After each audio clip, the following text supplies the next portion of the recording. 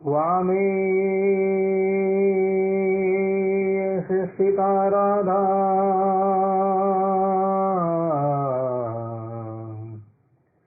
श्रीस्य यस्यास्ति वक्षसि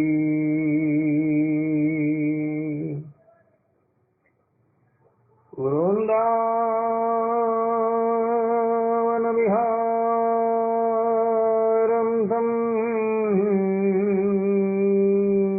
श्रीकृष्णं हृदिचिन्तये।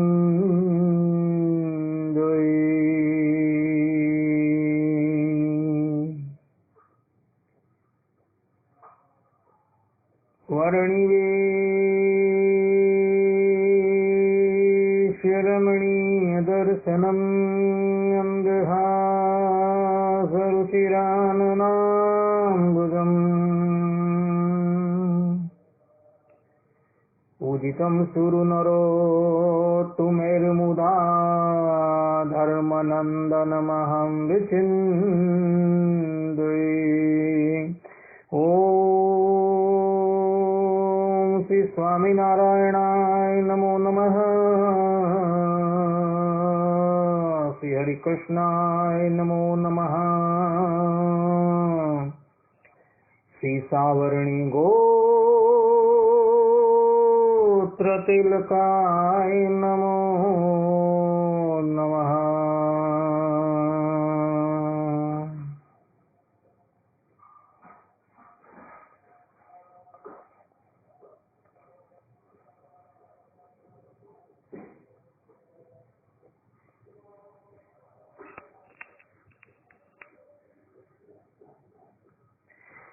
अस्मद्गुरु समारम्भां नाथयामूल मध्यमां लक्ष्मीवल्लभ पर्यन्तां वन्दे गुरुपरम्परा वन्दे गुरुपरम्परा। सहजानंद स्वामी महाराजनी जय। श्री नारायण मुनि देवनी जय। श्री राधा राधा बिहारी लालनी जय। श्री लक्ष्मी नारायण देवनी जय। श्री नर नारायण देवनी जय। श्री गोपीनाथ जी महाराजनी जय। श्री रणछोड़ रायनी जय। श्री काष्ठभंजन देवनी जय। श्री विघ्न विनायक देवनी जय। श्री सिद्धेश्वर महादेवनी जय। हरि ओम। असतो मा षड्गमय तमसो मा ज्योतिर्गमय मृत्युर्मा अमृतम गमय। ओम शांति शांति शांति। निखिल है प्रत्यनीक कल्याणिकतान श्वेतर समस्त वस्तु विलक्षण भक्तवांछा कल्पधरो शरणागत वत्सल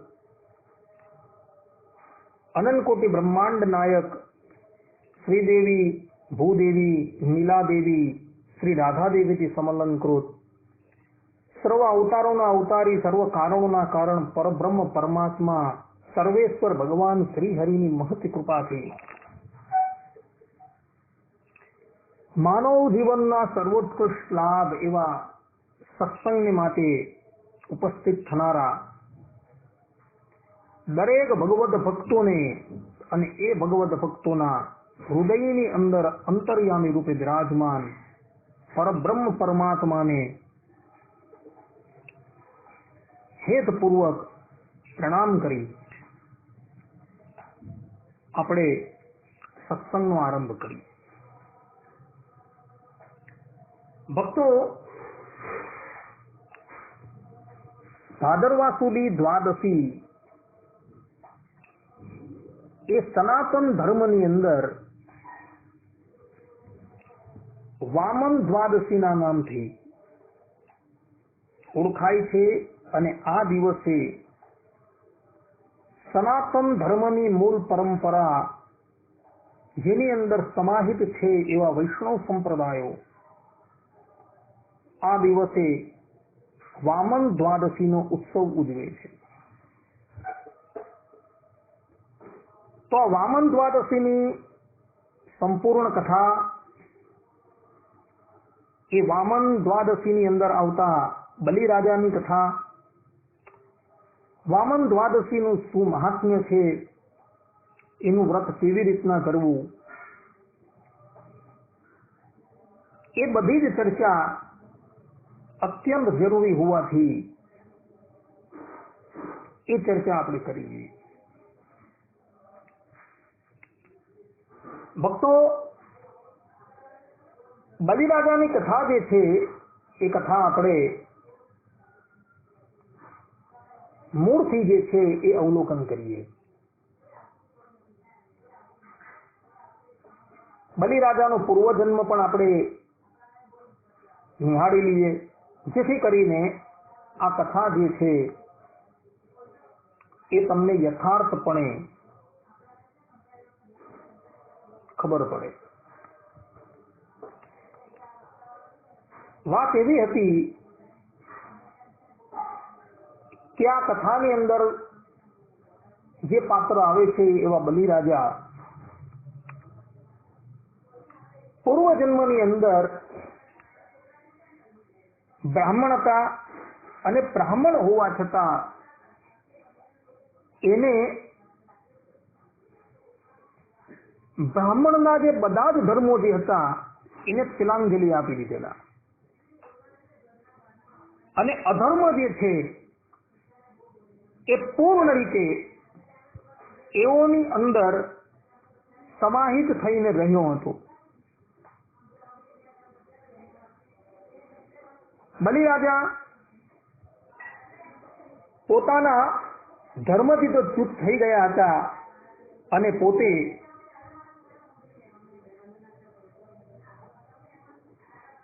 એક વેશ્યાની અંદર આસક્ત થઈ ગયા હતા અને પોતાની પાસે જે પણ કંઈક ધન હતું એ બધી જ વસ્તુ એમણે એમના પર ન્યોછાવર કરી દીધી હતી.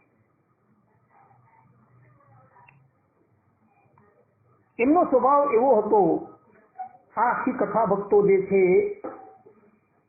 એ ઐતિહ્ય પ્રમાણથી ચાલી આવે છે, અર્થાત કે પરંપરાથી ચાલી આવે છે. આની અંદર શાસ્ત્રોનું કોઈ પ્રમાણ નથી, પરંતુ મોટા મોટા વક્તાઓ જે છે આ હું જે કથા કહી રહ્યો છું એ કથાનું પ્રમાણ આપે છે, એટલે હું તમારી પાસે રજૂ કરું છું. તો એ વેશ્યાની અંદર એટલા બધા આસક્ત થઈ ગયા હતા કે પોતાની સમસ્ત સંપત્તિ જે છે એને એના પર ન્યોછાવર કરી દીધેલી. હવે બલિરાજા એટલે કે આ બ્રાહ્મણ જે માર્ગ થકી એ વેશ્યાના ઘરે જતા હતા ને, એ માર્ગની અંદર એક મંદિર પડતું હતું અને મંદિરની અંદર નિત્ય સંતો ભક્તોને કથામૃતનું પાન કરાવતા હતા. પરંતુ આ બલિરાજા જે છે એ એવા હતા કે મંદિરની પાસેથી જેવા પસાર થાય ને એટલે કાનની અંદર આંગળી નાખી દે.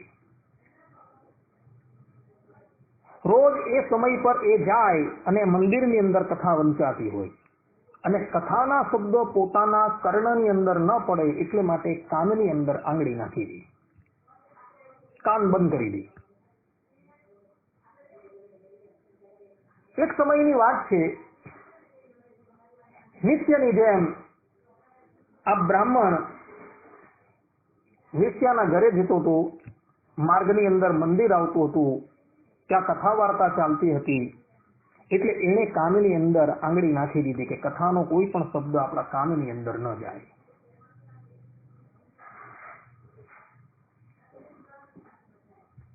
હવે એમાં થયું શું કે આ પ્રમાણે એ જ્યારે જતા હતા ત્યારે અચાનક ઠોકર લાગી અને એ પડી ગયા.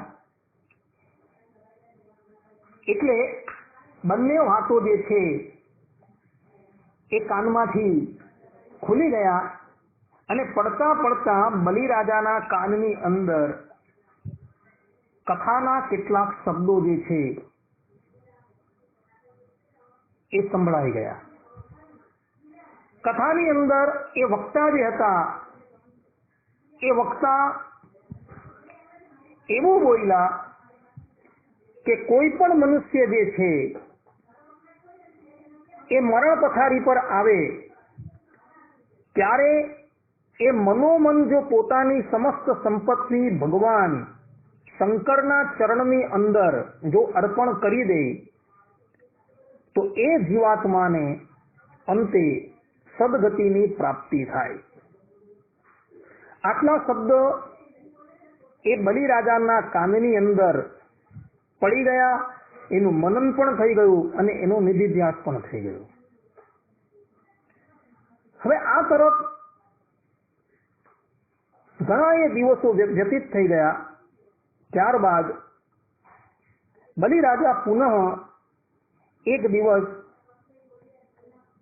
પોતાના હાથની અંદર એક કમળની માળા લઈને એ આ વેશ્યાને અર્પણ કરવા માટે જતા હતા અને એટલી બધી શીઘ્રતાથી એ જતા હતા કે માર્ગની અંદર એમનો પગ જે છે એ લપસી ગયો અને એ પડી ગયા અને પડી જતા એમનું જે મસ્તક જે છે એક શિલાની સાથે ટકરાયું. શિલાની સાથે જ્યાં મસ્તક ટકરાયું એટલે એની અંદરથી અતિશય રક્તની ધારા જે છે એ વહેવા લાગી. બલિરાજાને ખબર પડી ગઈ કે હવે મારો અંતકાળ જે છે એ નજીક આવી ગયો છે. અને એવા જ સમયની અંદર પેલા જે કથાની અંદર જે શબ્દો હતા એને સ્મરણ થઈ આવ્યા કે મનુષ્ય મૃત્યુ પામતો હોય અને તે વેળા જો પોતાની સમસ્ત સંપત્તિ ભગવાન શિવના ચરણની અંદર જો નોછાવર કરી દે તો એની અંતે સદગતિ થાય છે. હવે આ તરફ બ્રાહ્મણ બલિરાજા પાસે તો કોઈ સંપત્તિ હતી નહીં. જે પણ કઈ સંપત્તિ હતી તો એણે પેલી વેશ્યાના ચરણની અંદર નોછાવર કરી દીધેલી હતી. હવે રહેલી હતી એક આ કમળની માળા. તો એ કમળની માળા જે છે તે પણ બલિરાજાએ મનોમન ભગવાન શંકરને અર્પણ કરી દીધી અને આમ અર્પણ કરતા કરતા જ એમનું મૃત્યુ થયું. એનું મૃત્યુ થયું એટલે એના કર્મ પ્રમાણે યમદૂતો જે છે એને લેવા માટે આવ્યા. એના સૂક્ષ્મ દેહને પાથથી બાંધીને વાયુમય શરીર એમને પ્રદાન કરીને મારતા થકા યમરાજની પાસે ઉપસ્થિત કર્યા. ચિત્રગુપ્ત અને વિચિત્રગુપ્તને યમરાજે કહ્યું કે સેવકો આ પાપી જે છે એ પાપીના જે પ્રમાણેના કર્મો હોય એ અમને કહો. એને ધર્મનું આચરણ કર્યું છે કે અધર્મનું આચરણ કરેલું છે? ત્યારે ચિત્રગુપ્ત અને વિચિત્રગુપ્તે કહ્યું કે સ્વામી, આ વ્યક્તિ એટલો બધો પાપી છે કે એણે એના જીવનની અંદર જેટલા પણ અધર્મ જે છે એ બધા જ અધર્મ કરેલા છે.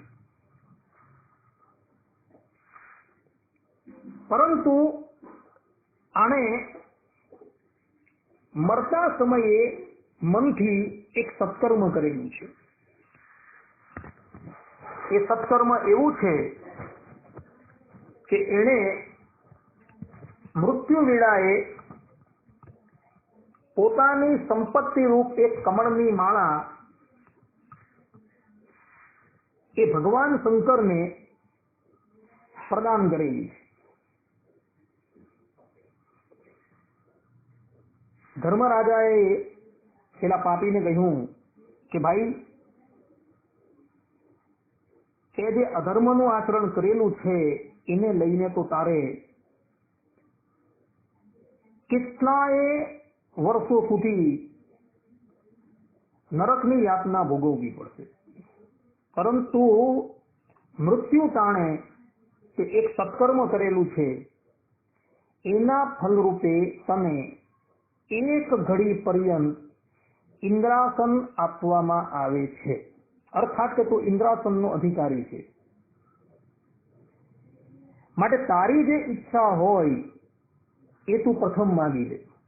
તારે પહેલા પાપ ભોગવવું છે કે પછી પુણ્ય ભોગવવું છે? આ બ્રાહ્મણ જે છે એ મનોમન વિચારવા લાગ્યો કે પાપનું ફલ તો મારે હજારો જન્મ સુધી ભોગવવાનું છે, એના કરતા એક કામ કરું, પહેલા હું પુણ્ય ફલ ભોગવી દઉં. એટલે એણે યમરાજને કહ્યું કે પ્રભુ, તમે કૃપા કરીને અમને પ્રથમ અમારા પુણ્ય ફલનો ઉપભોગ કરાવી દો, પછી અમે પાપ ભોગવશું. એટલે યમરાજે પોતાના સેવકોને આજ્ઞા કરી કે ત્રિલોકીના અધિપતિ ઇન્દ્રદેવને જઈને કહો કે એક ઘડી માટે ઇન્દ્રાસન ખાલી કરી દે. અત્યારે ત્રિલોકીના ઇન્દ્ર તરીકે આ જીવાત્મા જે છે એ બિરાજમાન થશે. યમરાજની આજ્ઞા થતા સેવકો જે છે એ આ બલિરાજાને લઈને દેવરાજ ઇન્દ્રની નગરી જે અમરાવતી છે ત્યાં પધાર્યા અને એમણે બધી વાત કરી. એટલે ઇન્દ્રદેવે પોતાનું આસન જે છે એ ખાલી કરી દીધું અને આ જે છે બ્રાહ્મણ બલિરાજા એ ઇન્દ્રાસનની ઉપર આરૂઢ થઈ ગયા. વરુણદેવ એ પોતે છત્રધારીને ઉભા રહી ગયા. મરુતદેવ એને ચામર લાખવા લાગ્યા. બીજા બધા દેવતાઓ જે છે એની સેવામાં જોડાઈ ગયા. સપ્તર્ષિઓ જે છે એ સપ્તર્ષિઓ એની સ્તુતિ કરવા લાગ્યા. હવે આ જે બ્રાહ્મણ જે છે, જે ઇન્દ્ર બનેલો, એને વિચાર કર્યો કે ભાઈ અત્યારે સ્વર્ગનું રાજ્ય જે છે એ આપણા હાથમાં છે, તો આપણે એક કામ કરીએ, આપણી પાસે જેટલી પણ વસ્તુ જે છે એ બધી જ આપણે લૂંટાવી દઈએ. એટલે કે પેલા ઇન્દ્ર બનેલા પેલા બલિરાજાએ પોતાની પાસે જે ઐરાવત હાથી હતો એ વશિષ્ઠજીને દાનમાં આપી દીધો. કલ્પવૃક્ષ હતો એ જમદગ્ન મુનિને દાન કરી દીધું. સ્વર્ગની અંદર જેટલી પણ અમૂલ્ય વસ્તુ હતી એક પછી એને બધા ઋષિ મુનિઓને દાન કરીને થોડા જ વારમાં સ્વર્ગ ખાલી કરી નાખ્યો. પેલા દેવતાઓ તો બધા જોવા લાગ્યા. મહર્ષિઓ પણ વિચારવા લાગ્યા કે કેટલાય વર્ષોથી ઇન્દ્રની સ્તુતિ કરીને અમારા ગળા દુખી ગયા, પરંતુ કોઈ દિવસ એને આવી અમૂલ્ય વસ્તુ અમને આપી નથી. એટલે બધા જે બ્રહ્મ ઋષિઓ હતા એ રાજી થઈ ગયા એના પર અને એને અભયદાન આપી દીધું. એક ઘડીની અંદર તો એને આખું સ્વર્ગ જે છે એ લૂંટાવી દીધું. એક ઘડી પૂર્ણ થઈ એટલે યમદૂતો જે છે એ આ ઇન્દ્ર બનેલા બ્રાહ્મણની પાસે આવ્યા અને કહ્યું કે તારો સમય પૂર્ણ થઈ ગયો, હવે તું ચાલ. ત્યારે પેલા બ્રહ્મર્ષિઓ હતા એ વચ્ચે ઉભા રહી ગયા કે ખબરદાર, જો આને લઈ ગયો હતો, અમે એને અભયદાન આપેલું છે. સેવકો દોડતા ગયા અને યમરાજને વાત કરી. યમરાજ ચિત્રગુપ્ત અને વિચિત્રગુપ્તને લઈને અમરાવતીની અંદર આવ્યા અને કહ્યું કે ચિત્રગુપ્ત અને વિચિત્રગુપ્ત, હવે તમે જુઓ કે આણે શું શું કરેલું છે. આણે તો સ્વર્ગની બધી જ સંપત્તિઓ લૂંટાવી લીધેલી છે. તો હવે શું કરીએ? ચિત્રગુપ્ત અને વિચિત્રગુપ્ત કહે છે કે પ્રભુ, આણે સ્વર્ગની બધી સંપત્તિઓ લૂંટાવી લીધી, જેને લઈને એના જેટલા પણ પાપ કર્મ હતા એ બધા સમાપ્ત થઈ ગયા છે, અને પાછા આ બ્રહ્મર્ષિઓ એને અભયદાન આપી દીધું છે. એટલે હવે આ જીવાત્માના ભાગ્યની અંદર જે નરક 84 હતી એ નિવૃત્ત થઈ ગઈ છે. એ જ બલિરાજા જે છે, એટલે કે એ જ બ્રાહ્મણ બલિરાજા બીજા જન્મની અંદર પ્રહલાદજીના પુત્ર વિરોચન, એ વિરોચનના ઘરે પ્રગટ થયા.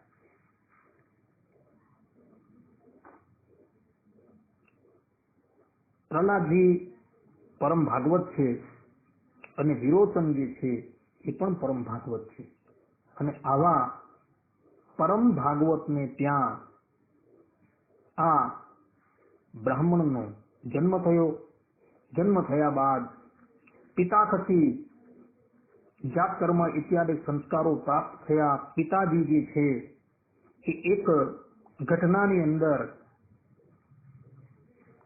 ભગવત ધામ જતા રહી છે, એટલે બલિરાજાના બધા જ સંસ્કારો, બાકીના બધા સંસ્કારો પ્રહલાદજીએ કરેલા હતા, અને પ્રહલાદજીએ જ એને ભાગવત તત્વનો ઉપદેશ આપેલો હતો. અને એને લઈને બલિરાજા જે છે એ પ્રથમથી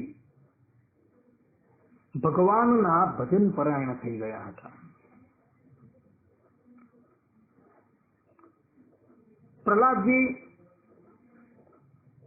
સુતલ લોકની અંદર રહીને રાજ્ય કરતા હતા. બલિરાજા મોટા થયા કે સુતલ લોકનું સમસ્ત રાજ્ય જે છે એ બલિરાજાને એમણે સુપ્રત કરી દીધું, અને પોતે એકાંતમાં ભજન સ્મરણ કરવા લાગ્યા.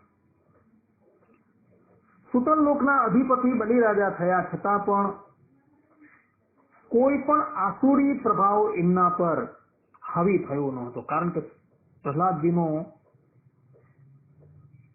એમને નિત્ય સત્સંગ હતો, અને દાદાના બધા જ ગુણ જે છે એ પૌત્રની અંદર આવેલા હતા, એટલે એ ક્યારેય પણ અધર્મ આચરણ કરતા ન હતા. અને પોતાની સાથે રહેલા સેવકો જે છે એ સેવકોને પણ હંમેશા ધર્મ માર્ગનો જ ઉપદેશ આપતા હતા. એક સમયની વાત છે, આખી કથા વાસુદેવ મહાત્મયની અંદર આવે છે ભક્તો, અને શ્રીમદ ભાગવતના અષ્ટમ સ્કંધની અંદર પણ આવે છે, વામન પુરાણની અંદર પણ આવે છે. કથા એવી હતી કે એક વખત દુર્વાસા ઋષિ ઉન્મત્ત થઈને ધરાતલની ઉપર વિચરણ કરતા હતા, અને વિચરણ કરતા કરતા એઓ ધરાતલથી સ્વર્ગલોકની અંદર થઈને વહેતી જે ગંગા છે એના કિનારા પર આવ્યા. ત્યાં કેટલીક અપ્સરાઓ જે છે એ સ્નાન કરતી હતી, અને એમાંથી એક અપ્સરા જે છે એ અપ્સરાના ગળાની અંદર સ્વર્ગના નંદનવનના જે કલ્પવૃક્ષ છે એ કલ્પવૃક્ષના પુષ્પોથી બનાવેલી માળા હતી. દુર્વાસાજીને આ માળા બહુ ગમી ગઈ, એટલે એણે પેલી અપ્સરાની પાસે એ માળાની માંગણી કરી. અપ્સરા જાણતી હતી કે આ ઋષિ જે છે એ ગરમ દળના નેતા છે, એને જો આ માળા ન આપશું તો એ શાપ આપી દેશે, એટલે માટે એને એ માળા જે છે દુર્વાસાને આપી દીધી. દુર્વાસા એને ગળામાં ધારણ કરીને ઉન્મત્તની જેમ ફરવા લાગ્યા.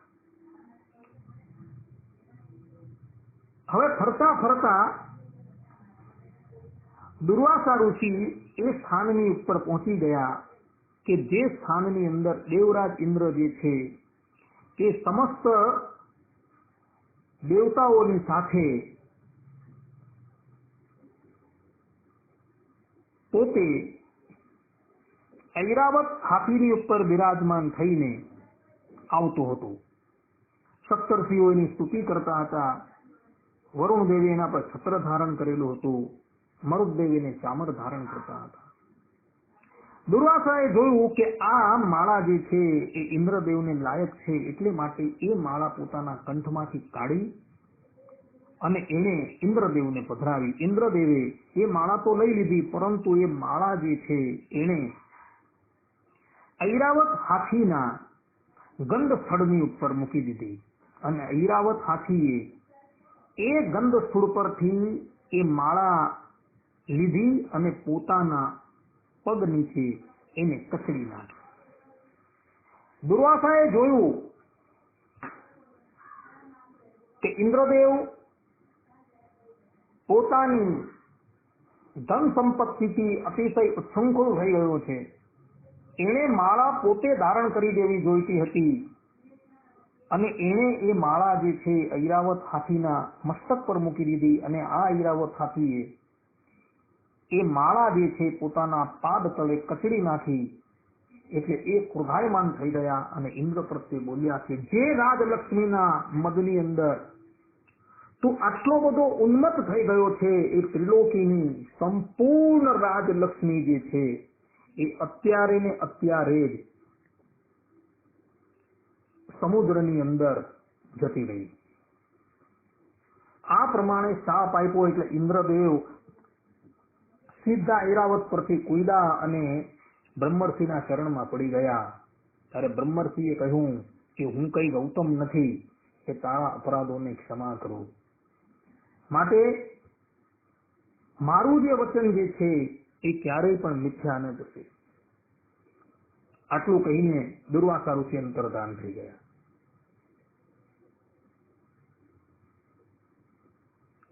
આ તરફ શાપ પ્રમાણે ત્રિલોકીનું સંપૂર્ણ જે ઐશ્વર્ય હતું એ સમુદ્રને આશરીને રહેવા લાગ્યું, અર્થાત કે બધું સમુદ્રની અંદર લીન થઈ ગયું.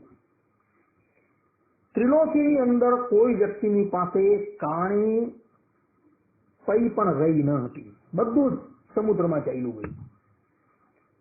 આ ઉપરાંત ઔષધિ, લતાઓ, વૃક્ષો છે, વેલીઓ છે, ધાન્ય છે, એ બધી જ વસ્તુ જે છે એ ભૂમિએ પોતાની અંદર સમાવી દીધી. કેટલાય વર્ષો લગીન આ પ્રમાણે સ્થિતિ રહી હતી. ઇન્દ્રદેવ અને બીજા બધા જ દેવતાઓ પોતાની આ ક્રિયાથી અતિશય લજ્જા પામી ગયા હતા. બધા બ્રહ્માજીના શરણમાં ગયા. બ્રહ્માજી એને લઈને ભગવાન શંકર પાસે જાય છે અને ભગવાન શંકર અને બ્રહ્માજી બધા જ દેવતાઓને લઈને ક્ષીરસાગરના કિનારે જાય છે. ક્ષીરસાગરના કિનારે આવેલા બધા જ દેવતાઓ ઘણાએ વર્ષો લગી તપસ્યા કરે છે અને અંતે શ્રીમન નારાયણ એમને દર્શન આપે છે.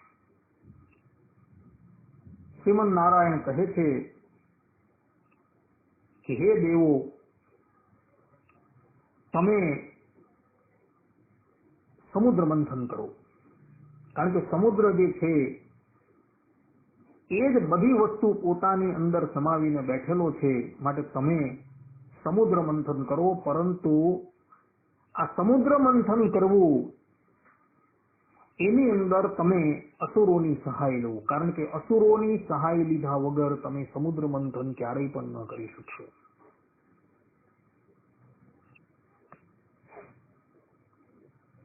દેવતાઓ કહે ભલે. ભગવાન આટલું કહીને અંતર્ધાન થઈ ગયા અને ત્યારબાદ દેવોના રાજા ઇન્દ્ર બલિરાજાની પાસે પધાર્યા. બલિરાજાને બધી વાત કરી કે ભાઈ સમુદ્ર જે છે એ અત્યારે બધી જ વસ્તુ પોતાની અંદર સમાવીને બેઠેલો છે, માટે આપણે બધા મળીને સમુદ્ર મંથન કરીએ અને એમાંથી જે પણ કંઈક વસ્તુ પ્રગટ થશે એ બધી જ વસ્તુ આપણે સરખા ભાગે વહેંચી લઈશું. ખાસ તો એ સમુદ્રમાંથી અમૃત પ્રગટ થવાનું છે. તો આપણે બધા વહેંચીને અમૃત પણ જે છે એ ગ્રહણ કરી લે. બધા એકબીજાની સાથે સહેમત થયા. ત્યારબાદ મંદરાચલ પર્વતને ક્ષીરસાગરની અંદર રવૈયા તરીકે મૂકી વસુકી નાગને નેત્રા તરીકે ગ્રહણ કરી કશ્યપ પુત્રો જે છે એ સમુદ્રનું મંથન કરવા લાગ્યા અને સમુદ્રની અંદરથી જે પણ કંઈક રત્નો પ્રગટ થયા એ બધા જ રત્નો જે છે એ બધાએ સરખે ભાગે વહેંચી લીધા. પરંતુ અમૃત જે છે એ અમૃત જે નીકળ્યું એ અમૃત ભગવાન શ્રીમદ નારાયણે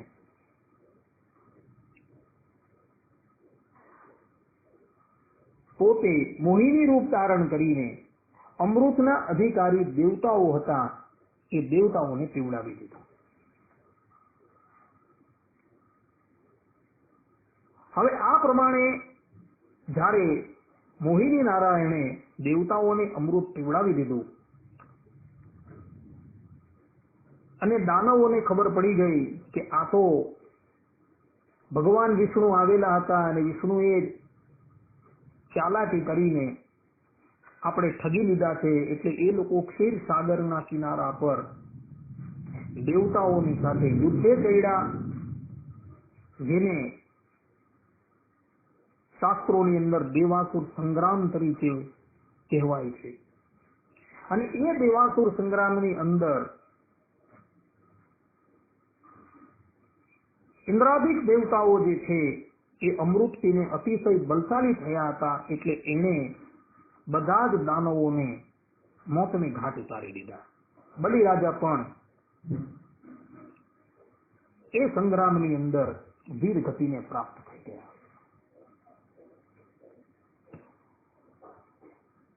ક્ષીરસાગરના કિનારા પર બધા જ દાનવોના મૃત શરીર પડેલા હતા. સંગ્રામ પૂર્ણ થયો એટલે ભૃગુ ઋષિના પુત્ર શુક્રાચાર્ય જે દાનવોના ગુરુ હતા એ ત્યાં પધાર્યા. એમની પાસે સંજીવની વિદ્યા હતી, જેને મૃત સંજીવની કહેવામાં આવે છે.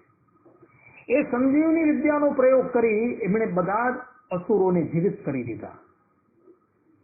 જીવિત થયેલા બધા જ અસુરો જે છે એ શુક્રાચાર્યજીના પગમાં પડી ગયા અને શુક્રાચાર્યજીને અને બીજા ભૃગુવંશી બ્રાહ્મણોને પોતાના આરાધ્ય દેવ માનીને એ લોકો તન મન અને ધનથી એમની સેવા કરવા લાગ્યા. સેવાથી પ્રસન્ન થયેલા શુક્રાચાર્યજીએ દાનવોના રાજા બલિ પાસે એક યજ્ઞ કરાવ્યો અને એ યજ્ઞની અંદરથી અર્થાત કે યજ્ઞ પૂર્ણ થતા યજ્ઞની અંદરથી એક દિવ્ય રથ પ્રગટ થયો. એના પર અસ્ત્ર શસ્ત્ર પણ હતા, કવચો પણ હતા. બલિરાજાને કહ્યું કે રાજન, તમે આ રથની ઉપર આરૂઢ થઈ જાઓ, તમને હવે કોઈ જીતી શકશે નહીં.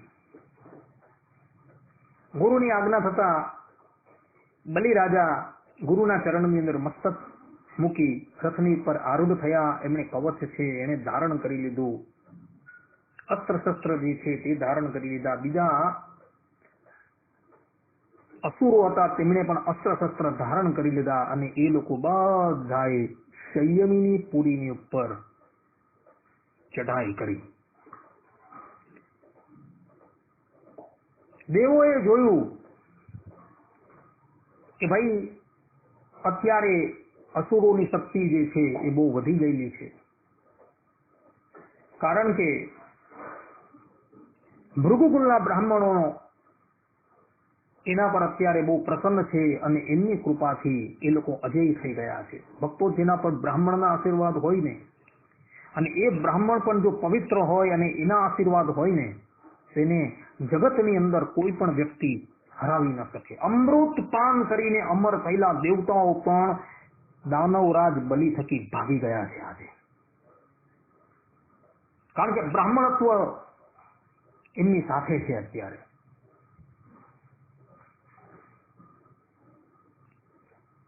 દાનવોનો સ્વર્ગ પર અધિકાર થઈ ગયો. અધિકાર મળતા બલિરાજાએ દરેક સ્થાનની ઉપર પોતાના અસુરોને નિયુક્ત કરી દીધા અને રાજ્ય જે છે તે લોકો ચલાવવા લાગ્યા. ત્રિલોકીની અંદર તે વખતે બલિરાજાએ એટલું સારું શાસન કર્યું કે દેવરાજ ઇન્દ્ર ત્રિલોકીની અંદર એવું શાસન ન કરી શકેલા હતા, એવું શાસન કરીને એમણે બતાવ્યું. આ વાત શાસ્ત્રોની અંદર લખેલી ભક્તો. તે પછી શુક્રાચાર્યજીએ એવો વિચાર કર્યો કે હવે કાયમને માટે આ બલિ જે છે એ ત્રિલોકીનો અધિપતિ રહે. માટે જે પ્રમાણે દેવરાજ ઇન્દ્રએ 100 અશ્વમેધ યજ્ઞ કરીને શતક્રતુની પદવી પ્રાપ્ત કરી હતી અને ત્રિલોકીનો એ અધિપતિ બનેલો હતો, તે જ પ્રમાણે હું પણ મારા યજમાન બલિની પાસે 100 અશ્વમેધ યજ્ઞ જે છે એ કરાવી દઉં. એને લઈને એ કાયમને માટે ત્રિલોકીનો અધિપતિ રહેશે. અને તે જ પ્રમાણે એક પછી એણે ગુજરાતની અંદર આવેલા ભરૂચ, જ્યાં નર્મદા નદી પોતે વહી રહી છે, તેના કિનારા પર શુક્રાચાર્યએ બલિરાજાને એક પછી એમ 99 અશ્વમેધ યજ્ઞ જે છે એ પૂર્ણ કરાવ્યા. અને 100મો અશ્વમેધ યજ્ઞ જે છે એમની શરૂઆત થઈ ગઈ છે. અને પેલી બાજુ ત્રિલોકીની અંદર અતિશય દરિદ્ર અવસ્થાની અંદર ભટકતા એવા દેવતાઓ માતા અદિતિની પાસે આવ્યા. અદિતિ પોતાના પુત્રોની આવી દશા જોઈને અતિશય ચિંતિત થઈ ગયા. એઓ કશ્યપ ઋષિના શરણાપન્ન થયા અને કહ્યું કે સ્વામી, અત્યારે મારા પુત્રો જે છે એ બહુ દયનીય જીવન જીવી રહ્યા છે, માટે તમે કોઈક ઉપાય કરો જેથી કરીને એમને એમનો અધિકાર પુનઃ પ્રાપ્ત થાય. ત્યારે કશ્યપ ઋષિએ એને 14 દિવસની અંદર ચાલતા પયોવ્રતનો ઉપદેશ આપ્યો. આ પયોવ્રત જે છે એ શ્રીમદ ભાગવતના 8મ સ્કંદની અંદર વિસ્તારથી લખેલું છે. વિસ્તારથી એનો ઉલ્લેખ જોવા મળે છે. આ પયોવ્રત જે છે એ અમોઘ છે. જે પણ કોઈ વ્યક્તિ આ પયોવ્રત કરે છે વિધિ વિધાનથી, એની બધી જ ઈચ્છાઓ પૂર્ણ થાય છે. કશ્યપ ઋષિએ અદિતિને પયોવ્રતનો ઉપદેશ આપ્યો અને અદિતિ જે છે ભગવાનનું ભજન સ્મરણ કરતા, પૂજન કરતા થતા આ પયોવ્રત કરવા લાગ્યા. અને વ્રતની પૂર્ણાહુતિ જ્યાં થઈ ત્યાં શ્રીમદ નારાયણ એની સામે પ્રગટ થયા અને કહ્યું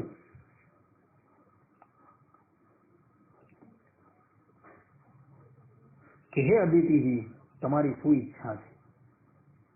ત્યારે અદિતિએ પોતાના પુત્રોનું બધું કષ્ટ જે છે એ ભગવાનને નિવેદન કર્યું.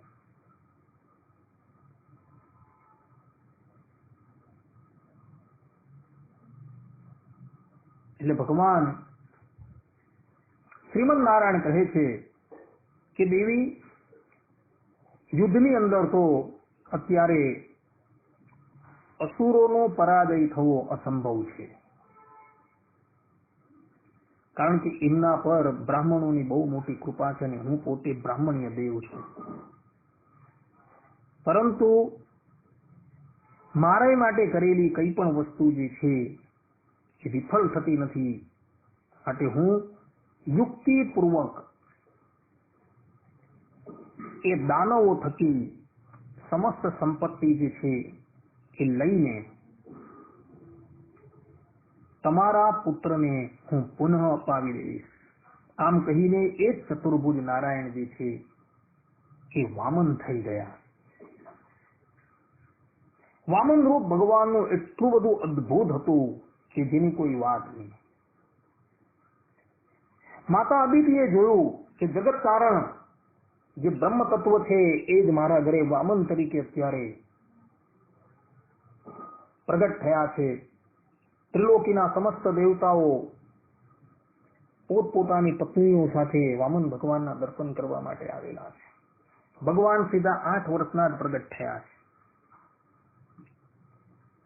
કશ્યપ ઋષિએ પણ ભગવાનનો અવતાર સાંભળ્યો એટલે એ પણ ત્યાં આશ્રમમાં પધાર્યા.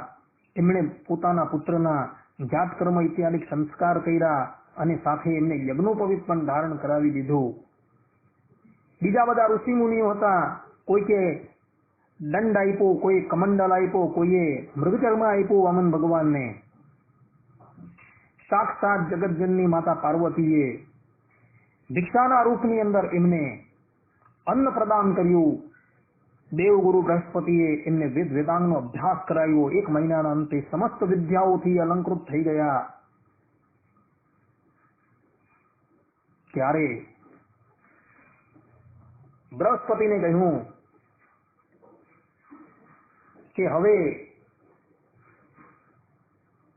મારે મારા અવતારનું કાર્ય જે છે એ સફળ કરવું છે. માટે આપણે બધા બલિરાજાની યજ્ઞશાળામાં જઈએ. આ વાત વામન પુરાણમાં લખેલી ભક્તો.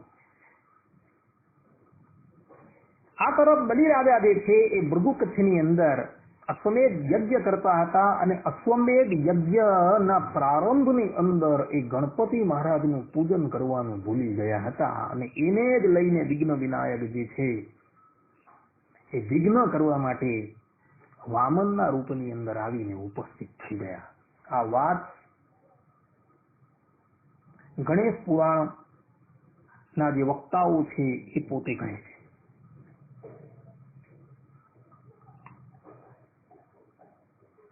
વામન ભગવાન ચાલતા ચાલતા ભૃગુકુચ્છ પધારેલા છે. ભૃગુકુચ્છની અંદર યજ્ઞની પૂર્ણાહુતિની તૈયારી થઈ ગયેલી છે. ત્યાં જ વામન ભગવાન યજ્ઞના દ્વારની ઉપર આવીને ઉભા રહી ગયા છે.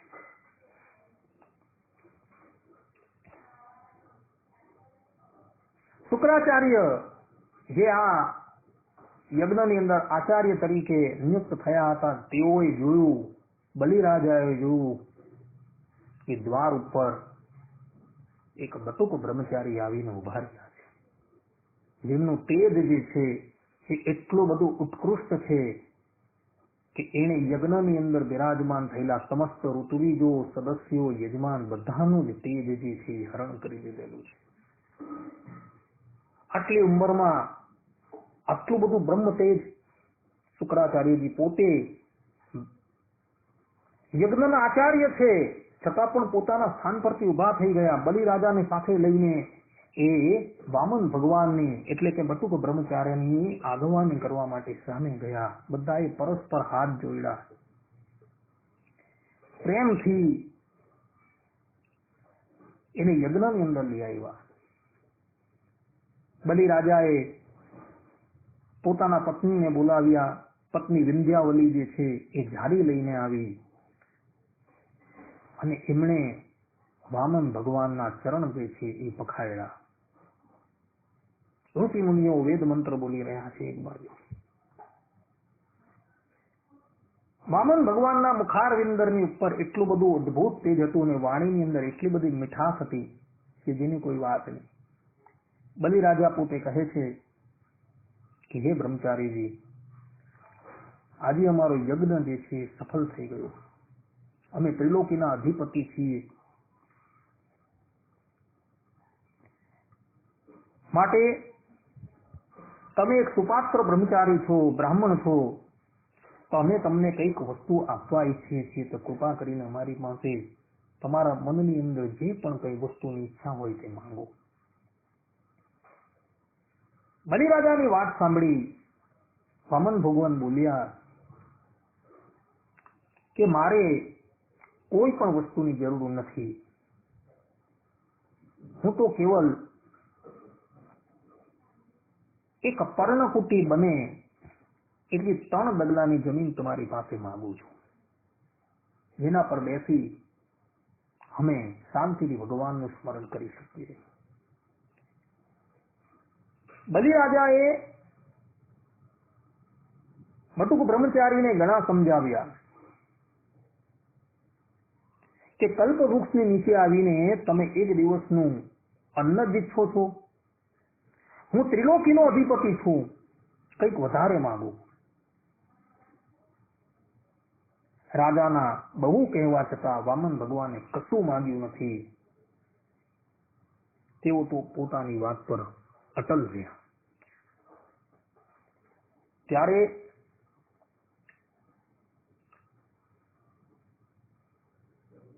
બલિરાજાએ કહ્યું, ભલે તમારી જેવી ઈચ્છા.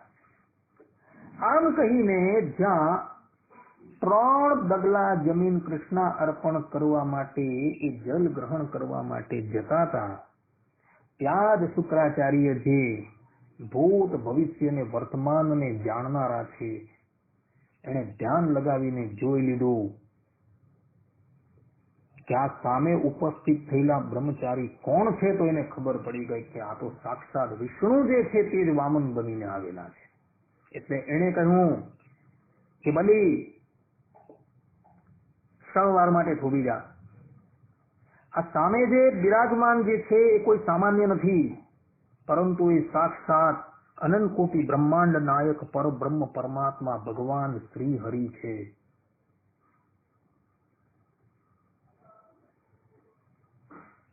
એ એક ડગલાની અંદર સમસ્ત ધરાતલ અને બીજા ડગલાની અંદર સંપૂર્ણ ત્રિલોકીને માપી લેશે. ત્રીજું ડગલું ભરવા માટે પણ જગ્યા રહેશે નહીં.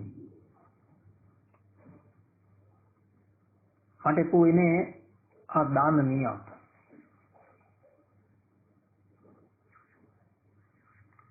બલિરાજાએ જોયું કે મારી સામું ત્રિલોકીના અધિપતિ આજે ભિક્ષુક બનીને આવેલા છે. આજે એ વિરાટ જે છે એ વામન થઈ ગયા છે અને મારી પાસે હાથ ઠેલવે છે. ત્યારે એણે પોતાના ગુરુને કહ્યું કે ગુરુદેવ, એક વખત હું વચન આપી ચૂકેલો છું. હું પ્રહલાદજીનો પૌત્ર છું. પ્રહલાદજીના પૌત્રના મુખ થકી એક વખત કોઈને માટે હા નીકળી જાય પછી એ હા નાની અંદર ક્યારેય પણ પરિવર્તન ન થાય. કારણ કે પ્રથમ આપવાનું કહીને પછી એ વચનથી આપણે વિમુખ થઈ જવું એ તો મહાન પાપ છે. અને આ સિવાય પણ માની લઈએ કે આ બ્રાહ્મણ નથી અને સાક્ષાત ભગવાન જ છે, ત્યારે તો તે વધારે ઉત્તમ થશે. કારણ કે એ જ પરબ્રહ્મ પરમાત્માની પ્રસન્નતા માટે હું આ યજ્ઞ જે છે એ કરી રહ્યો છું અને એ જ ભગવાન જે છે એ સાક્ષાત મારા પર કૃપા કરવા માટે મારા યજ્ઞની અંદર પધારેલા છે. માટે હું એમને અવશ્ય 3 ડગલા જમીન અર્પણ કરીશ. ગુરુએ કહ્યું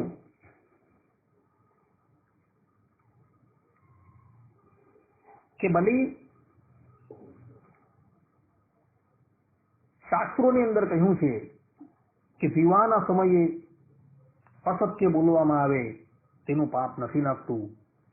સ્ત્રીઓની પાસે મજાકની અંદર જો અસત્ય બોલવામાં આવે તેનું પાપ નથી લાગતું. અને પોતાનો પ્રાણ સંકટમાં આવે ને તે સમયે જો અસત્ય બોલવામાં આવે તો એનું પાપ નથી લાગતું. અત્યારે તારો પ્રાણ જે છે એ સંકટમાં છે, માટે તું તારા વચનથી ફરી જા. પરંતુ બલિરાજા ના પાડે છે. ગુરુ વારંવાર કહે છે, પરંતુ બલિરાજા પોતાની વાતની ઉપર નિશ્ચિત થઈને રહ્યા છે. અંતે ગુરુ જે છે ક્રોધાયમાન થઈ જાય છે અને શાપ આપી દે છે કે જા મારો શાપ છે કે સંપૂર્ણ ત્રિલોકીનું જે ઐશ્વર્ય જે છે તેના થકી તું ચ્યુત થશે.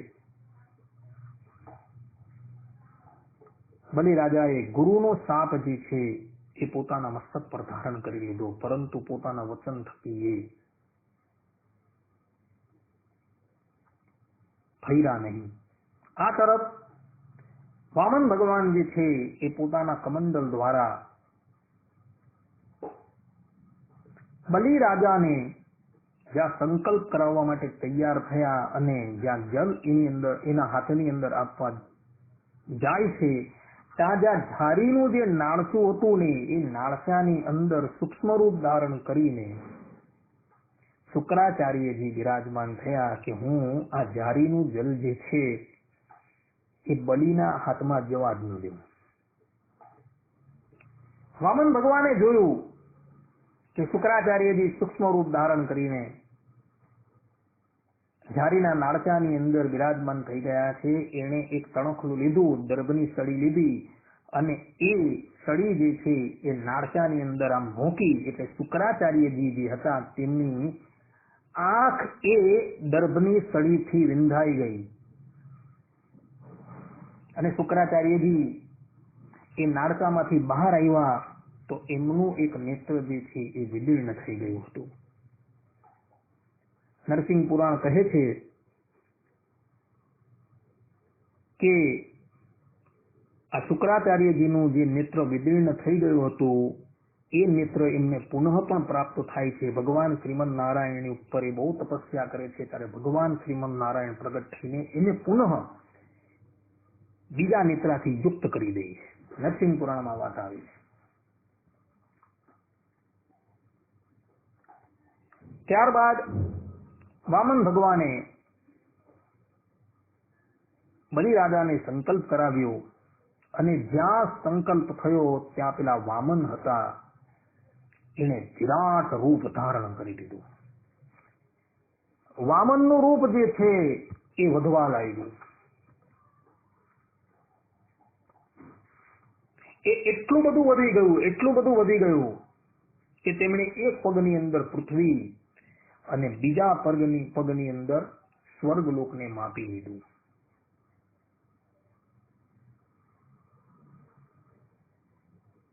આ પ્રમાણે 2 પગલાની અંદર સંપૂર્ણ ત્રિલોકી મંપાઈ ગઈ.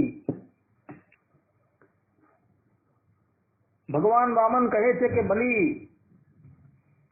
તે મને 3 ડગલા જમીન આપવાનું વચન આપેલું છે, તો બતાવ ત્રીજું ડગલું ક્યાં મૂકું? અને આ પ્રમાણે મને કહેલી વસ્તુ ન આપવાથી તો તું નરકની અંદર જશે. અને ભગવાન શ્રીમદ નારાયણે આજ્ઞા પણ કરી દીધી પોતાના પાર્ષદ ગરુડજીને કે આને બાંધીને નરકની અંદર નાખો. અને ગરુડજી એને વરણ પાસથી બાંધી પણ દીધા.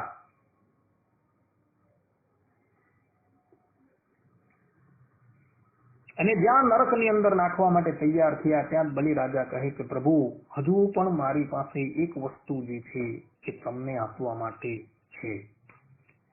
કારણ કે દાનમાં અપાયેલી વસ્તુ કરતા દાન આપનાર દાતા જે છે એ હંમેશા મહાન હોય છે. માટે તમે 2 ડગલાની અંદર તો મારી વસ્તુઓ જે છે જે હું તમને દાનમાં આપવાનો છે એ બધું લઈ લીધી, પરંતુ દાતા હજુ હું છું. માટે તૃતીય પદ જે છે એ મારા મસ્તક પર મૂકો. એવા જ સમયની અંદર બલિરાજાના દાદા પ્રહલાદજી ત્યાં પધાર્યા.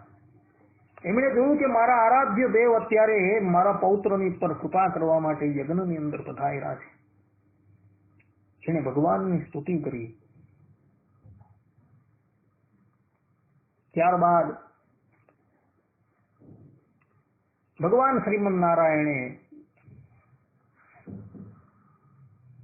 પોતાનો એ પાવનકારી જે પગ છે, ચરણ છે, એ બલિરાજાના મસ્તકની પર પધરાવીને એને અભયદાન આપી દીધું અને કહ્યું કે બલિ, હું તારી ભક્તિથી બહુ પ્રસન્ન છું. માટે અત્યારે તો હું તને સુતલ લોકનું રાજ્ય પુનઃ પ્રદાન કરું છું કે જે સુતલ લોકનું રાજ્ય જે છે એ ત્રિલોકીના ઐશ્વર્ય કરતા પણ સર્વોત્તમ ઐશ્વર્ય છે. આ મન્વંતરની અંદર તો અત્યારે ત્રિલોકીનો અધિપતિ આ ઇન્દ્ર જ રહેશે, પરંતુ હવે પછીનો જયારે મન્વંતર આવશે, અર્થાત ત્યાં વૈવસ્વત મન્વંતર પૂર્ણ થયા બાદ જે મન્વંતર આવશે, એ મન્વંતરની અંદર હું મારા હાથે તારો ત્રિલોકીના અધિપતિ ઇન્દ્ર તરીકે અભિષેક કરીશ. ત્યાં લગીન તું સુતલ લોકની અંદર રહે, તું હંમેશા તારા દ્વારની ઉપર અખંડ મારું દર્શન કરતો રહેશે. તારા દ્વારની રક્ષા કરતો થકો હું તારા ઘરે અખંડ બિરાજમાન રહીશ. આ પ્રમાણેનું વરદાન આપે છે ભગવાન શ્રી હરિ. અને ત્યારબાદ બલિરાજા પોતાના પિતામહ પ્રહલાદજીને તથા ભગવાન શ્રીમન નારાયણને લઈને સુતલ લોકની અંદર પધાર્યા ભક્તો. અને અધ્યાપી એ શ્રીમન નારાયણ જે છે એ સુતલ લોકની અંદર બલિના દ્વારપાલ તરીકે નિયુક્ત થયા છે ભક્તો. આને કહેવાય ભક્ત આધીનતા. ભગવાન પોતે શેષ થઈ ગયા છે અને બલિ જે છે એ શેષી થઈ ગયા છે. આમ જોવા જાય તો ભક્ત શેષ હોય છે અને સ્વામી ભગવાન શ્રીમદ નારાયણ શેષી હોય છે, પરંતુ અહીં ઉલટું થઈ ગયું છે. શ્રીમદ નારાયણ જે છે એ શેષ થઈ ગયા અને બલિરાજા જે છે એ શેષી થઈ ગયા. ભગવાન શ્રીમદ નારાયણ સેવક થઈ ગયા અને બલિરાજા પોતે સ્વામી થઈ ગયા છે. આને કહેવામાં આવે ભક્ત વત્સલતા. ભગવાનની ભક્ત વત્સલતા આ ચરિત્રની અંદર જોવા મળે છે ભક્તો. ભગવાન સ્વામિનારાયણ પોતાના જે આશ્રિતો જે છે એ આશ્રિતોને આજ્ઞા કરે છે. શિક્ષાપત્રીની અંદર ભગવાન શ્રી હરિ પોતે 79માં શ્લોકની અંદર પોતાના આશ્રિતોને કહે છે, એકાદશી નામ સર્વાસામ કર્તવ્યમ વ્રતમાદરાત કૃષ્ણ જન્મદિનાનામ ચ શિવરાત્રેશ્ય ઉત્સવમ. અર્થાત જે સર્વ એકાદશીઓ તેમનું વ્રત જે તે આદર થકી કરવું, તથા શ્રી કૃષ્ણ ભગવાનના જે જન્માષ્ટમી આદિ જન્મદિવસ તેમનું વ્રત આદર થકી કરવું, તથા શિવરાત્રીનું વ્રત જે તે આદર થકી કરવું, અને તે વ્રતના દિવસે મોટા ઉત્સાહ કરવા. અહીં જન્માષ્ટમી આદિ તરીકે ભાષ્યની અંદર સ્પષ્ટ રૂપે કહ્યું છે કે આદિ તરીકે કૃષ્ણ જન્માષ્ટમી, રામનવમી, નરસિંહ ચતુર્દશી અને વામન દ્વાદશી પણ જે છે એ ગ્રહણ કરી લેવી. ભક્તો, આ વામન દ્વાદશી જે છે એનું વ્રત કેવી રીતના કરવું એની સંપૂર્ણ માહિતી ભવિષ્ય ઉત્તર પુરાણની અંદર આપવામાં આવેલી છે. ભવિષ્ય ઉત્તર પુરાણની અંદર ઋષિઓના પૂછવાથી સ્વયં શ્રીમદ નારાયણ આ વ્રતની વિધિ જે છે એ તેઓની પાસે પ્રકાશ કરે છે. ઋષિઓ પૂછે છે કે નૈમિષારણ્યને વિશે વસનારા તથા વેદને જાણનારા મોટા ઋષિઓ આશ્ચર્ય સાથે બે હાથ જોડીને કાચબાના રૂપને ધારણ કરનારા, પૃથ્વીને ધારણ કરનારા, વિનાશ થકી રહિત, હજારો પગ નેત્રને હાથવાળા તથા હજારો મસ્તકવાળા ભગવાન વિષ્ણુને પૂછવા લાગ્યા, હે દેવ, તમે બહુ પ્રકારના વ્રતો અવશ્ય કહેલા છે, પરંતુ હમણાં ઈચ્છેલા ફળને આપનારું, કરેલા પાપોનો નાશ કરનારું, જન્મ તથા મરણને મટાડનારું, મોટા પુણ્યવાળું અને વ્રતોત્તમ એવું વિદ્યાનું વ્રત સાંભળવાની ઈચ્છા રાખીએ છીએ. હે ભગવાન, જે વ્રતના કરવાથી મનુષ્ય સર્વ કામનાઓના ફળને પામે તે અતિ હિતરૂપ વ્રત અમારી પાસે કરુણાથી કહો. શ્રી ભગવાન બોલ્યા, હે ઉત્તમ બ્રાહ્મણો, આ તિથિમાં આપેલું અને જપ કરેલું સગળું લક્ષ ગણું થાય છે. આ તિથિ એટલે વામન દ્વાદશી. તેનું વર્ણન હું તમને કહું છું, તે તમો સગળા સાવધાન થઈને સાંભળો. હે ઋષિ મુનિઓ, હું તમને આ તિથિનો મહિમા કહું છું, તે તમે સાંભળો. દેવોએ રચેલું મહોદય નામે સુંદર નગર છે. નગરને વિશે બ્રાહ્મણોમાં શ્રેષ્ઠ એવો દેવ તથા બ્રાહ્મણો પર પ્રીતિવાળો એવો હરિની ભક્તિમાં બહુ જ પ્રીતિવાળો ભણવાના સ્વભાવવાળો ને પોતાના અગ્નિહોત્રની ક્રિયામાં તત્પર ગભસ્તી નામે એક બ્રાહ્મણ જે હતો તે વસતો હતો. તે નગરની અંદર વસતા તે બ્રાહ્મણને ઘેર બારસની તિથિ આવી. જે બારસ ભાદરવા મહિનાના શુક્લ પક્ષને દિવસે શ્રવણ નક્ષત્રથી યુક્ત હતી. તે બારસને દિવસે ઉપવાસ કરવામાં પ્રીતિવાળા એવા તે ગભસ્તી બ્રાહ્મણે બારસનું વ્રત કરવાનો જે નિયમ લીધો છે તે કહું છું. તે બારસને દિવસે સવારના પહોરમાં તે ગભસ્તી બ્રાહ્મણ નિયમ લેવા માટે બોલ્યો, હે દેવજનોએ પ્રાર્થના કરાયેલા તમારી પ્રસન્નતાથી હું આજે નિવેદ્યને આહાર વગર અને સર્વ ભોગોથી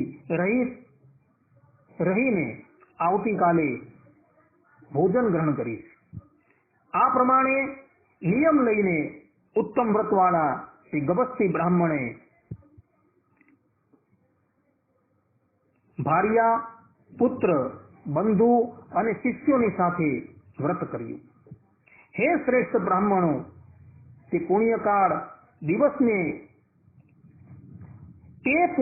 દિવસને દિવસે તે બ્રાહ્મણને ઘેર ભૂખ અને તૃષાથી પીડિત વૃષભાક્ષ નામે વાણિયાનો પુત્ર આવ્યો.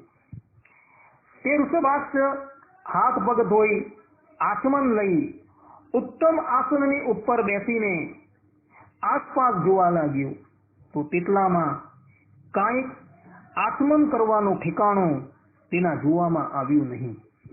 તેથી આ તે શું હશે એમ આશ્ચર્ય પામીને વૃષભાક્ષ વણિક ગભસ્તી નામના શ્રેષ્ઠ બ્રાહ્મણને પૂછવા લાગ્યો, હે ભગવાન, હમણાં આ બધું શું કાર્ય થાય છે ને આ બધું શેનું વર્ણન છે, શેનું વર્તન છે, તે તમે મને સત્યતાથી કહો. ગભસ્તી બોલ્યો, હે ભલા માણસ, આજે વિદ્યા નામે પુણ્યનો દિવસ છે. તેથી મારે અને મારા સગડા પરિવારને વ્રત છે, અર્થાત મારે ઘરે આ સગળું વિદ્યાના વ્રતનું કામ તૈયાર છે. હે પુત્ર, આજે મારું કુટુંબ આહાર કર્યા વગરનું રહેશે. માટે તમે પણ અતિ ઉત્તમ એવું સર્વ પાપોને હરનારું, વિષ્ણુની પ્રસન્નતાને સંપાદન કરનારું અને ઉત્તમ પુણ્યવાળું આજનું વ્રત કરો. આ પ્રમાણે વાણિયાના પુત્રને જણાવ્યા પછી ગભસ્તી બ્રાહ્મણ મોટા ગામમાં રહેનારા અતિ અધર્મી એવા જડ, મૂર્ખ ને દેવ તથા બ્રાહ્મણની નિંદા કરનારા વૃષભાક્ષ નામના તે વાણિયાના પુત્રને પોતાની સાથે આવવાનું કહી તેને સાથે લઈને પાપને હરનારા ગંગાજીમાં સ્નાન કરવા માટે ગયા. હવે મનને વિશે ભ્રાંતિવાળો તે વૃષભાક્ષ નામે વણિકનો પુત્ર તે ગંગાજીની અંદર મન વગર નહાયો અને વૈષ્ણવ એવો તે ગભસ્તી પણ નાહીને રમણીય એવા દેવસ્થાનમાં જ આવ્યો. હે વિપ્રો, વ્રતને અર્થે ઉત્તમ સામગ્રીઓ એકઠી કરી મનોહર 2 વસ્ત્ર લઈ ચોખાથી ભરેલું તાંબાનું ઠામ તથા ખાડા વગરનો નવો કળશિયો લઈ, હે વિપ્રો, અતિ મનોહર વ્રતને સારું કાળા તલ તથા સામાન સહિત સોનાના વામન ભગવાનને લઈને પછી બ્રાહ્મણોમાં ઉત્તમ એવા ગભસ્તી બ્રાહ્મણે વૈશ્ય સાથે યોગ્ય બ્રાહ્મણ રૂપી વામન ભગવાનની પૂજા કરી. ઋષિઓ પૂછવા લાગ્યા, હે ભગવાન, આ વામન ભગવાનની કથા હમણાં અમારી પાસે વિસ્તારથી કહો, કારણ કે તેમાં કેટલા પ્રમાણ વજન સુધી તલ લેવા, કેટલા વજન વાળું શેનું ઠામ કરવું ને તે વામન ભગવાન કેવા કરવા એ વ્રત અમોને કહો. શ્રી કૃષ્ણ ભગવાન બોલ્યા, વિપ્રો, 100 પળ સુધી તલ લેવા, 20 પળ ભારનું ઠામ કરાવવું અને 1 પલની વા અર્ધા પલની સુવર્ણની વામન ભગવાનની મૂર્તિ કરાવવી. હે શ્રેષ્ઠ બ્રાહ્મણો, પોતાના વૈભવ વિસ્તાર પ્રમાણે સગડું કરવું, એમાં કંઈ પણ વિચાર કરવો નહીં. તે પછી 7 ધાન્યનું મંડલ કરી તેના પર કળશ રાખી કળશની અંદર સુવર્ણ મુદ્રા નાખીને તેના મુખ ઉપર ત્રાંબાનું તરભાણું મૂકવું. એ રીતે કળશના ઉપર ત્રાંબાનું ત્રભાણું મૂક્યા બાદ સારી બુદ્ધિવાળા મનુષ્યે તે ત્રભાણાની અંદર વામન ભગવાનની મૂર્તિ પધરાવવી અને તેની સામે એક મૃગચર્મ પાથરીને તે મૃગચર્મની ઉપર તલ મૂકવા. હવે સ્નાન મંત્રો જે છે એ કહું છું. ઉત્તમ એવા ઈચ્છિત વરને આપનારા, ધરણીને ધારણ કરનારા, દુઃખને હરનારા અને વરાહના રૂપને ધારણ કરનારા હે વામન ભગવાન, તમે મને અપવિત્રને પવિત્ર કરો, એમ કહી સ્નાન કરાવવું. હવે કળશ પધરાવવાનો મંત્ર કહું છું. હે કેશવ, તમને નમન કરું છું. અંતથી રહિત એવા હે વસુદેવના પુત્ર, તમને નમન કરું છું. કળશના સરખી, કમળના સરખી નાભીવાળા હે પ્રભુ, તમને નમન કરું છું. એમ કહીને કળશની સ્થાપના કરવી. હવે વામન ભગવાનની મૂર્તિને સ્થાપન કરવાનું મંત્ર કહું છું. કેળના ગર્ભના સરખી સુંદર નાભીવાળા હે પ્રભુ, જેના અંગમાંથી કાળા તલ પ્રગટ થયા છે એવા હે વિષ્ણુ, અને દર્ભના ક્ષેત્રમાં રહેવા યોગ્ય વામન એવા આપને નમસ્કાર કરું છું. હવે ચંદન ચડાવવાનો મંત્ર કહું છું. હે દેવોના ઈશ, હે સર્વને ઉત્પન્ન કરનારા પ્રભુ, તમને નમન કરું છું. હે પીળા નિર્મળ સ્વચ્છ વસ્ત્રને ધારણ કરનારા અને હે અદિતિના પુત્ર એવા વામન ભગવાન, આપને હું નમન કરું છું. તેથી હે વામન પ્રભુ, પ્રસન્ન થાઓ, એમ કહીને ચંદન ચડાવવું. હવે ફૂલ, ધૂપ, દીપ, તાંબુલ ને દક્ષિણાનો મંત્ર કહું છું. જેના પગની આંગળીઓમાં સાક્ષાત શંકર બિરાજમાન છે, હાથની આંગળીઓમાં યક્ષો બિરાજમાન છે, નેત્રોની અંદર સૂર્ય તથા ચંદ્ર બિરાજમાન છે, તથા મસ્તકની અંદર અંતરિક્ષ પ્રભુ બિરાજમાન છે, તેને મેં પૂજ્યા છે. એમ કહી ફૂલ ચડાવી, ધૂપ તથા દીપ કરી, તાંબુલ ધરીને દક્ષિણા પણ ધરવી. હવે અર્ઘ્યનો મંત્ર જે છે તે કહું છું. હે ગોવિંદ, લક્ષ્મી સહિત એવા હે પ્રભુ, હે લક્ષ્મીને ધારણ કરનારા હે ગુરુ, શ્રવણ નક્ષત્રથી યુક્ત એવી બારસની અંદર જન્મેલા એવા હે મોટા પ્રભુ, આપ મારા અર્ઘ્યને ગ્રહણ કરો. એમ કહી અર્ઘ્ય આપવો. હવે દાન દેવાનો મંત્ર હું કહું છું. હે બુદ્ધિને દેનારા વામન પ્રભુ, દ્રવ્યની અંદર પણ પોતે રહેલા એવા હે વામન પ્રભુ, અને હંમેશા તારનાર એવા હે વામન, તમને વારંવાર નમસ્કાર કરું છું. એમ કહીને દાન આપવું. પછી નિયમ વાળો એવો પવિત્ર મનુષ્ય વિધિ પુરસ્કાર વામન ભગવાનને પૂજી અર્ઘ્ય આપીને જો રાત્રિને દિવસે જાગરણ કરે તો સર્વ પાપોમાંથી તે મુક્ત થાય છે.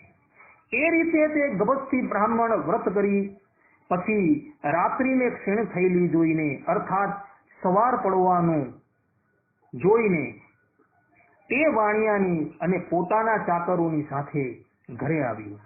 વામન વ્રતની સમાપ્તિ થયા પછી પૂજાની સગળી સામગ્રી કુટુંબી બ્રાહ્મણને આપીને દહીં ભાત અને નવો જળ ભરેલો કર્ક નામે જળપાત્ર બ્રાહ્મણને અર્પણ કર્યો. તેમજ પૂર્વે મિત્ર થયેલ વણિક પાસેથી પૂજા સામગ્રી સગરી બ્રાહ્મણોને અપાવી. ત્યારબાદ બ્રાહ્મણોને પારણું કરાવીને પછી તે વણિક જમ્યો. પછી 2 ઘડી વિસામો ખાઈને ઉત્સાહવાળો તે વણિક પોતાના સ્થાનકે ગયો.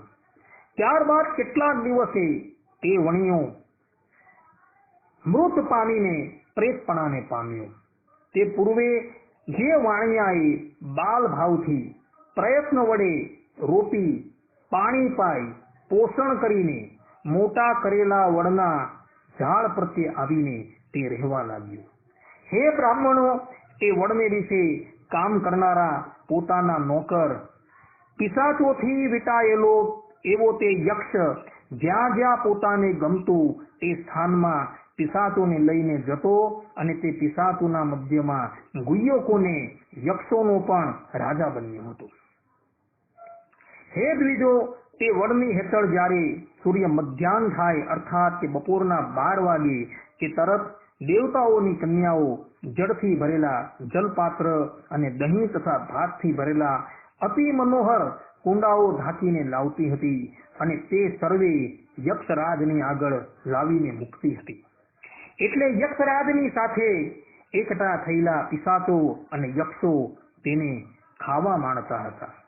એ રીતે સર્વ પિશાચોને યક્ષો જમી રહ્યા બાદ પાછળથી તે યક્ષરાજ અમૃતની ઉપમા વાળું તે અન્ન જમતો હતો. હવે કોઈ એક દહાડો તીર્થયાત્રા કરવાના પ્રસંગથી તે ગવસ્તી બ્રાહ્મણ મારવાડ દેશમાં જઈ ચડ્યો. તે વખતે થાકી ગયેલો અને ક્ષુધા લાગવાથી ભૂખ્યો એવો તે ગવસ્તી બ્રાહ્મણ આવ્યો અને આસપાસ જોવા લાગ્યો. તેવામાં તે રૂપ રહિત અર્થાત કદરૂપા એક આંખવાળા પીળા નેત્રવાળા લાંબા મુખવાળા અને ભયાનક મુખવાળા એવા ઘણા યક્ષો અને પિશાચોને જોઈને મુનિઓમાં શ્રેષ્ઠ એવો તે ગવસ્તી બ્રાહ્મણ ભય પામ્યો અને સસંભ્રમ એવા તે ગવસ્તી વડના મધ્ય ભાગમાં આવેલા કોતરમાં સંતાયો. એવામાં દેવલોકમાંથી હાથમાં દહીં તથા ભાતના કુંડા આણીને ઉત્તમ સ્ત્રીઓએ વડની પાસે આવી. કંઈ પણ બોલ્યા વગર દેવલોકમાંથી તે સગડું ગુહ્યકોના ગણની સમીપમાં જ ભાગ પાડીને વહેંચી દીધું કે તરત જ તે રાજા ગુહ્યકોના ગણની સાથે એવો સાદ કરવા લાગ્યો કે આટલામાં કોઈ અતિથિ અર્થાત કે વટે માર્ગો ભૂખ્યો હોય તો આવો. આવી રીતનો ગુહ્યકોના રાજાનો સાદ સાંભળીને વડના કોતરમાં સંતાઈ ગયેલો તે ગવસ્તી બ્રાહ્મણ ધીરજથી બહાર નીકળ્યો ને બોલ્યો, હે યક્ષરાજ, આજે હું ઘણા કાળનો સુધાતુર એવો તમારો અતિથિ તમારા બાણે આવીને ઊભો છું. એવી રીતના તે ગવસ્તી બ્રાહ્મણના વચન સાંભળીને અમૃતની જેને ઉપમા અપાય એવું સ્વાદિષ્ટ ભોજન ગુહ્યકેશ્વરે બ્રાહ્મણને અર્પણ કર્યું. એ રીતે પિશાચના રાજાની મોટી શ્રદ્ધાથી ઉત્તમ એવો તે ગવસ્તી બ્રાહ્મણ પણ અમૃતની ઉપમા વાળું અન્ન જે છે એ ભક્ષણ કરવા લાગ્યું. પછી સુગંધિત પીવાનું જલ તેણે માગેલું તે જલ જે છે એ પણ યક્ષોએ તેને પ્રદાન કર્યું. તે પછી વિશ્રાંતિ પામેલો ને ભયથી મુક્ત થયેલો તે ગવસ્તી બ્રાહ્મણ જેમ પોતાના ઘરે વર્તે તેમ વર્તવા લાગ્યું. હે ઉત્તમ દ્વિજો, એ રીતે ગવસ્તી બ્રાહ્મણ જમીને જ્યારે શાંત થયો ત્યારે તેના જમ્યા બાદ શેષ રહેલું અન્ન તે ગુહ્યકેશ્વર જમવા લાગ્યો અને અન્ન ખાઈને તે જ સમયે તે પાછો પોતાના ઠેકાણે ગયો કે તુરત સગડી દેવકન્યાઓ પણ દુખે કરીને પ્રાપ્ત થાય એવા સ્વર્ગલોકની અંદર ગઈ. હે ઉત્તમ દ્વિજો, તે ગુહ્યકેશ્વર પણ તે ગવસ્તી બ્રાહ્મણને બોલાવીને વાત કરવા લાગ્યો, હે દ્વિજોમાં શ્રેષ્ઠ, તમે કયા સ્થાનથી આવ્યા છો અને અહીં આવવાનું શું કારણ છે તે મને મોટું આશ્ચર્ય થાય છે. માટે કૃપા કરીને કહો. બ્રાહ્મણે કહ્યું, તીર્થયાત્રાના પ્રસંગે નીકળેલો એવો જ હું મારા પોતાના સાથીઓથી ભ્રષ્ટ થઈને તમારા આશ્રમે આવ્યો છું અને મારું નામ ગવસ્તી એ રીતે પ્રસિદ્ધ છે. તે પણ હું તમારી આગળ કહું છું, એમાં કંઈ પણ સંદેહ નથી. જેવું તે ગબસ્તીએ પોતાનું નામ કહ્યું કે તુરત જ ગુહ્યકેશ્વર પોતાના પૂર્વ જન્મની જાતિને સંભાળતો થયો. ઉત્તમ એવા તે ગબસ્તીને તે કહેવા લાગ્યો, તમે મારા પૂર્વ જન્મના મિત્ર છો એમ મને આજે સંભાળી આવ્યું છે. હે પાપથી રહિત ગબસ્તી, પૂર્વે તમે શ્રવણ નક્ષત્ર વાળી વામન દ્વાદશીનું વ્રત કરવાનો ઉપદેશ કરીને મારો ઉદ્ધાર કર્યો હતો, તેમ હમણાં વ્રતના મહિમાથી જેમ મારો ઉદ્ધાર એટલે કે મોક્ષ થાય અને કોઈ પણ પ્રકારનો સંશય ન રહે તેમ કરો. એવું ગુહ્યકેશ્વરનું વચન સાંભળીને હે વિપ્રો, એ જ વખતે તે ગબસ્તી બ્રાહ્મણે તે સર્વને પ્રયાગમાં જવાનું કહ્યું કે તરત સગડા ખરેખર તે ગબસ્તી બ્રાહ્મણે સાથે પાપને નાશ કરનારા એવા પ્રયાગ તીર્થમાં પહોંચ્યા અને પોતાના નામ ગોત્ર પ્રમાણે તે સર્વે શ્રાદ્ધ કર્યું. આથી એ ગુહ્યકેશ્વર પૂર્વજન્મનો વણિક દેવની સન્નિધ્યમાં પહોંચી ને બીજા જે ગુહ્યકો હતા તે લોકો પણ બધા દેવના સાન્નિધ્યની અંદર પહોંચી ગયા. હવે 12ને દિવસે ઉપવાસ કરીને 13ને દિવસે પારણું કરવાનો જો કે નિષેધ કર્યો છે તો પણ આ વામન દ્વાદશીનું વ્રત કરનારાએ તો કરવું એમ બ્રહ્માજીની આજ્ઞા છે. જે સારી બુદ્ધિવાળો મનુષ્ય અર્ઘ્ય દેવોનું મહાત્મય સાંભળે છે, સાંભળીને અવશ્ય કરે છે, તે સર્વ કામના ફલને પામે છે. માટે નિયમથી મોટા ગુણવાળા આ વિજયાના વામન દ્વાદશીના વ્રતનો આશ્રય કરવો. આ વ્રત જે કરનાર નર છે એ પોતાની સ્ત્રીના પક્ષની 7 પેઢી, પિતાના પક્ષની 7 પેઢી અને માતાના પક્ષની 7 પેઢી એમ 21 અને પંડે 22મો થઈને પોતે તરી જાય છે અને પોતે તરે છે અને સાથે સાથે આ 21 પેઢીઓ જે છે એને પણ તારે છે અને સર્વ કામના પૂર્ણ એ થાય છે. સર્વ કામના પૂર્ણ કરે એવા દિવ્ય વિમાન પર આરૂઢ થઈને આ વ્રત કરનારો જે છે એ વિષ્ણુ લોકમાં જાય છે. આ રીતે લોકો આ વામન દ્વાદશીનું વ્રત કરવાથી 12 એકાદશીના વ્રતોના ફળને પામે છે અને તેઓના સંગમને વિશે અર્થાત એકાદશીને વળતે દિવસે એટલે વામન દ્વાદશીને દિવસે જમવાથી 12 એકાદશીના ફળોનો નાશ થાય છે.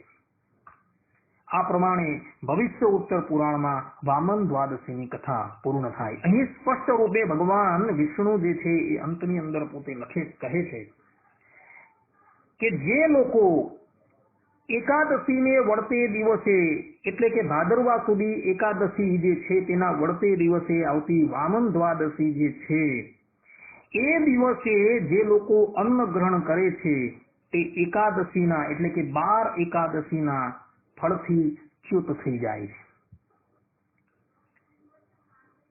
શાસ્ત્રોની અંદર આ પ્રમાણે વામન દ્વાદશીનું મહાત્મ્ય જે છે એ સાંભળવા મળે છે.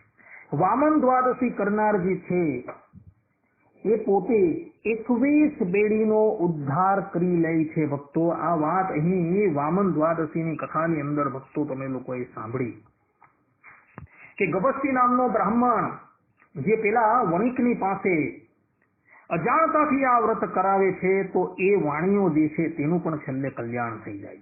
જે જાણી જોઈને મહાત્મય સાથે આ વામન દ્વાદશીનું વ્રત કરે છે તે નર પોતાની સ્ત્રીના પક્ષની 7 પેઢીઓ, પિતાના પક્ષની 7 પેઢીઓ, માતાના પક્ષની 7 પેઢીઓ એમ 21 પેઢીઓ અને પોતે 22મો આ બધી જ પેઢીઓ સાથે પોતાનો ઉદ્ધાર થાય છે. એટલે કે એવો ભક્ત જે છે, એવો મનુષ્ય જે છે એ ભગવાનના ધામની અંદર જાય છે. અને જે પણ કોઈક લોકો વામન દ્વાદશીને દિવસે અન્ન ગ્રહણ કરે છે તો તે લોકોની 12 એકાદશીનું પુણ્ય જે છે એ સમાપ્ત થઈ જાય છે એવું વિષ્ણુ ભગવાન અહીં પોતે કહે છે. માટે વામન દ્વાદશીને દિવસે ઉપવાસ કરવો. ભક્તો, ભગવાન સ્વામિનારાયણે સત્સંગી જીવનની અંદર ચતુર્થ પ્રકરણના 56મા અધ્યાયના 45 થી 58મા શ્લોકની અંદર વામન દ્વાદશીનું વ્રત જે છે એ કરવાની પોતાના આશ્રિતોને આજ્ઞા કરેલી છે અને એનો નિર્ણય જે છે એ ત્યાં વિસ્તારથી પોતે કરેલો છે. અને આ જ વાત ધર્મસિંધુ નામના ગ્રંથની અંદર કાશીનાથ ઉપાધ્યાયે પણ કરેલો છે. ત્યાં સ્પષ્ટ રૂપે લખેલું છે ભક્તો, અને નિર્ણય કરેલો છે કે વામન દ્વાદશીનો ઉપવાસ કરવો, પરંતુ ભગવાનનો જન્મોત્સવ થઈ જાય પછી જન્મોત્સવના અંતે પારણા એકાદશીના કરી લેવા. પરંતુ વિશેષ સંજોગોની અંદર વામન દ્વાદશીનો પૂરેપૂર્ણ ઉપવાસ પણ કરવો. એ કયા સંજોગોની અંદર કરવો તેની વિસ્તારથી બધી જ માહિતીઓ ભગવાન સ્વામિનારાયણે સત્સંગી જીવનના ચતુર્થ પ્રકરણના 56મા અધ્યાયમાં 45 થી 58મા શ્લોકની અંદર આપેલી છે. અને એ જ વાત કાશીનાથ ઉપાધ્યાયે ધર્મસિંધુની અંદર પણ કરેલી છે કે એવી વિશેષ પરિસ્થિતિઓ જે છે જેની અંદર સાધકે 2 ઉપવાસ કરવાના હોય છે, એકાદશીનો અને વામન દ્વાદશીનો. તે દિવસે વામન દ્વાદશીને દિવસે 12 વાગે ઉત્સવના અંતે પારણા નથી કરવાના. એ કયા સંજોગોની અંદર તેની વિસ્તારથી માહિતી સત્સંગી જીવનની અંદર ચતુર્થ પ્રકરણના 56મા અધ્યાયની અંદર 45 થી 58મા શ્લોકની અંદર ભગવાને કહ્યું છે. તો એવી પરિસ્થિતિ જ્યારે તમારી પાસે ઉપસ્થિત થાય ત્યારે તમારે 2 ઉપવાસ કરવાના છે. એ વસ્તુ બહુ વિસ્તારથી કહેલી છે, એટલે માટે અહીં એનો ઉલ્લેખ નથી કરતા. જે પણ કોઈ જિજ્ઞાસુ હોય તેને સત્સંગી જીવન જે છે તેનો આ ચતુર્થ અધ્યાય પ્રકરણ 56મો અધ્યાય 45 થી 58મો શ્લોક જે છે એ વાંચી લે. પરંતુ વધારે પડતું તો વામન દ્વાદશી જે છે તેનો ઉપવાસ આપણે અડધો જ કરવાનો છે. જ્યારે ઉત્સવ પૂર્ણ થઈ જાય ત્યારે ઉત્સવના અંતે આપણે પારણા કરવાના. પરંતુ વિશેષ પરિસ્થિતિઓની અંદર અમુક નક્ષત્રોનો જે યોગ છે એ નક્ષત્રનો યોગ જ્યાં લગીન રહેતો હોય ત્યાં લગીન તો પારણાનો નિષેધ કરેલો હોવાથી તે દિવસે, એટલે કે આવા વિશેષ નક્ષત્રો હોવાથી તે દિવસે આપણે 2 ઉપવાસ પણ કરવાના છે. એની બધી જ માહિતી જિજ્ઞાસુએ ચતુર્થ પ્રકરણના 56મા અધ્યાયની અંદરથી જોઈ લેવી. માટે ભક્તો, ભાદરવા સુધી દ્વાદશીનું વ્રત જે છે એ વામન દ્વાદશીના નામથી ઓળખાય છે. ભગવાન સ્વામિનારાયણે પોતાના સમસ્ત આશ્રિતોને વામન દ્વાદશી કરવાની આજ્ઞા કરેલી છે.